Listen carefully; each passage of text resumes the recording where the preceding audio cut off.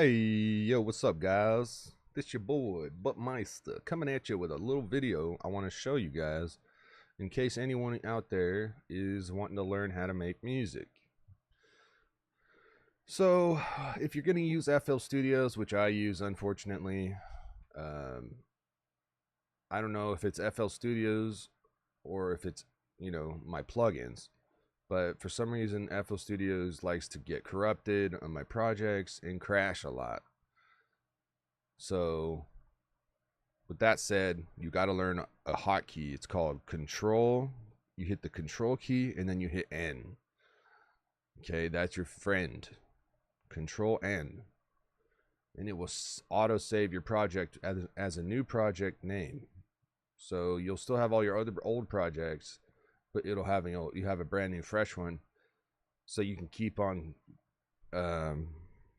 producing on that project without worrying about losing your project. But even then,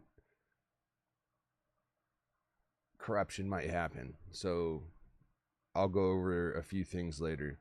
But mainly, I want to focus on showing you guys this.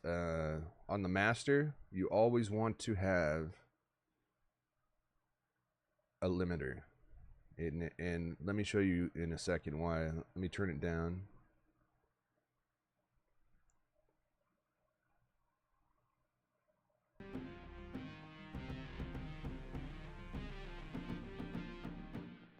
If you go too loud, if your stuff's too loud, this is what's happening. It'll cut out these peaks. And it doesn't really matter depending on your headphones, but for me, I'm using direct input into a interface with raw monitors, headphone speakers. If I do not use this limiter, and for some reason the music gets like this, that's gonna blast my ears. That's gonna blast my ears. All that purple would just be destroying my ears right now. Maybe even blowing out my speakers in my headphones if I'm not lucky.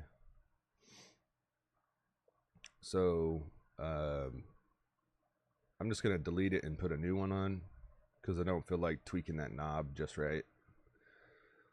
So that's all you need is just a default FL limiter, and that's gonna protect your ears really good. It's gonna protect it. It's also gonna make it so when you are done making your MIDI like this, you'll be able to hop in and see if you're clipping it all. If you are, it's time to gain stage. So I'm going to teach you a little bit about gain stage. And so what I got open right now is FabFilter Pro. You don't need this, but I do recommend putting something here that's an EQ. So for example, we could do this. Instead of Pro Q3, just use a Paramedic EQ. Stick it right there. Spread it out. And now watch. You can see the whole spectrum. If you're selecting the current, it's going to show you basically what's on the master. But since it's on the current, this took me years to figure out. You could select one of the instruments, like this one, and just look at this spectrum in the EQ. So that's just the guitar spectrum. That's just 8. That's the cool thing about the current tab is you could switch through your mixer tabs without having to put plugins on each tab and move them around. It shows you everything you need to know. MV meter is used for gain staging, or that's just the name I've heard all these years, gain staging. But basically it's used to adjust your volumes to the right levels. And I'll show you that right now. So I don't really have a drum, but usually you start out with your kick and then your bass. I do have a little bit of a bass right here.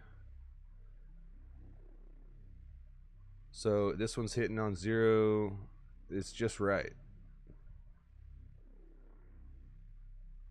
You see how there's a left and a right channel? If it's hitting a little bit above that, I don't really care about that. But yeah, so the bass is hitting good. 0 is a good spot for bass. Kick is a good spot for -3. And then everything else comes into this range. Especially pads and stuff and hats, you want to keep them down here. But you'll find out. You'll train your ear using this plugin. When you use this plugin, your ear will definitely get trained when you tweak it and you look at the numbers. And then this EQ is big and it's in your way. You can't see your MIDI, but it's like the most important thing. You want to see the frequency spectrum and the volume at all times. That's like information you got to have going at all times. So if you don't, you're just kind of shooting in the dark. So let's just have a look and click through, and I'll just show you guys kind of like what I would do right now if I was to try to start mixing something in.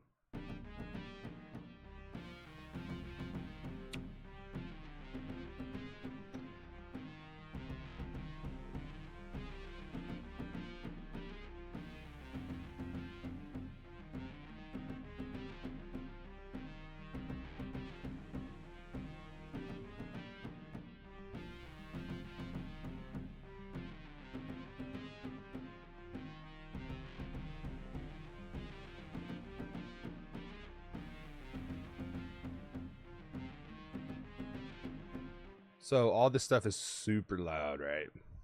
So what we're going to do, we're going to turn it down. This is a little technique I do. We have the bass here, and that's hitting on 0, but it's very wonky. So we're going to focus on this right now. And all we're going to do is slap in a fruity compressor. Now this is very confusing to somebody who's brand new, but it's pretty simple. The ratio is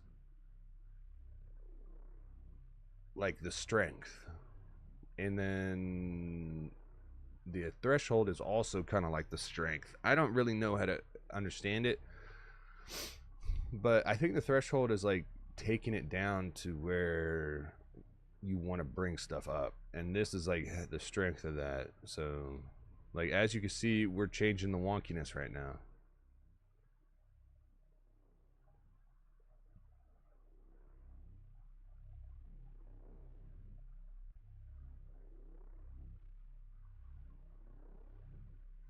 This one might need a really big wood, you know what I mean?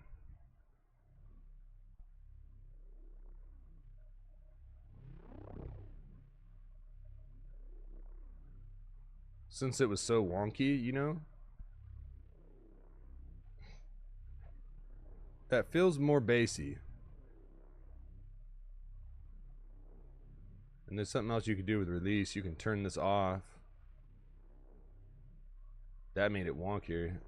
Oh, there we go. We want to turn it all the way up.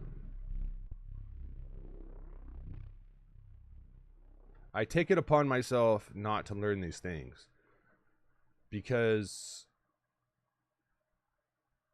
it's too much. Anyways, I just tweak the knobs and get it right.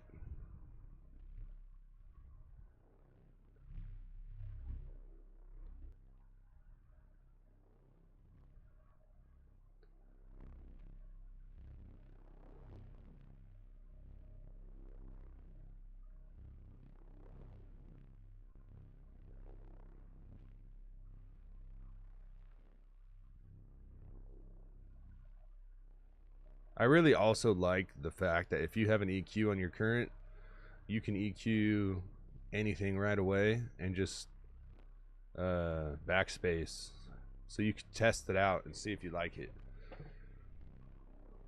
Anyways, that was about it. I hope you guys enjoyed. That was 10 minutes. I'll see you guys soon when I come up with a better video.